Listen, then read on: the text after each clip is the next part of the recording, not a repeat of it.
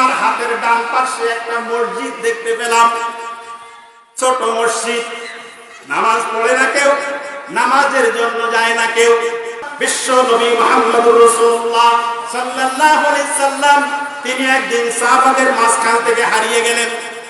Channel ঝাড়ফুঁক চিকিৎসা, সকল রোগের শিফা, কোরআনের শিফা। সাবস্ক্রাইব করুন এবং পাশে থাকুন। ধন্যবাদ।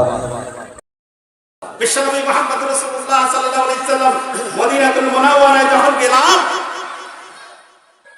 হাদিসে পড়েছিলাম বিশ্বনবী মিজাত নামক একটি জায়গায় গিয়ে এই দোয়াটা করেছিলেন, রব্বানা লা তাকতুলনা বিগযাবিকা ওয়ালা তুহলিকনা বিআযাবিকা।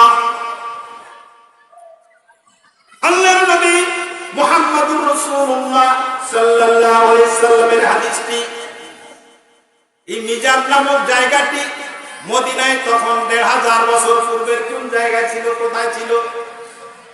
ইতিহাসের পাতায় দিকটি উল্লেখ থাকার কারণে এটাকে খুঁজতে শুরু করলাম।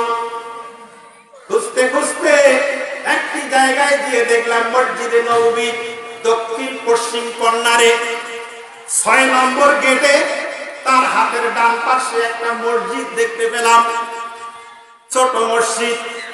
নামাজ পড়ে না কেউ, নামাজের জন্য যায় না কেউ। এই মসজিদটি কেন এখানে কেউ নামাজ পড়ে না, কি ব্যাপার? ছোট্ট একখানা মসজিদ। অনুসন্ধান করলাম।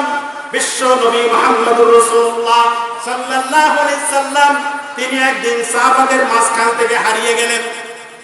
তাকে খুঁজে পাওয়া যাচ্ছে না। কোথায় তিনি গেলেন, কোন জায়গায় গেলেন, তাকে খুঁজে পাওয়া যাচ্ছে না।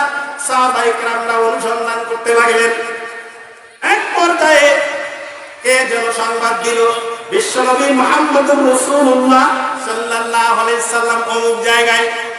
সাহাবায়ে কেরামরা সংবাদ পেয়ে দৌড়ে গিয়ে তিনি সেখানে উপস্থিত হলেন। তারা উপস্থিত হয়ে দেখতে পেলেন আল্লাহর নবী মুহাম্মদুর রাসূলুল্লাহ সাল্লাল্লাহু আলাইহি সাল্লাম সিজদায় পড়ে দোয়া করছেন, রব্বানা লা তাকতুলনা বিগযাবিকা ওয়ালা তুহলিকনা বিআযাবিকা ওয়াফু আন্না কাওলা যালিক। বিশ্বনবী দোয়া করছেন, চোখের পানি ছেড়ে দিয়ে দোয়া করছেন, মহান রব্বুল আলামিন রব্বানা লা তাকতুলনা বিগযাবিকা ওয়ালা তুহলিকনা বিআযাবিকা ওয়াফু আন্না কাওলা যালিক। মহান রব, তুমি আমাদের ধ্বংস করে দিও না, তুমি আমাদের শেষ করে দিও না তোমার গজব দিয়ে, যেমন করে তুমি তোমার পূর্ববর্তী জাতিদেরকে তুমি ধ্বংস করে দিয়েছিলে। বিশ্ব নবী মুহাম্মদুর রাসূলুল্লাহ সাল্লাল্লাহু আলাইহি সাল্লামের দোয়ার কারণে আজকে আমরা মহামারী থেকে রক্ষা পাচ্ছি।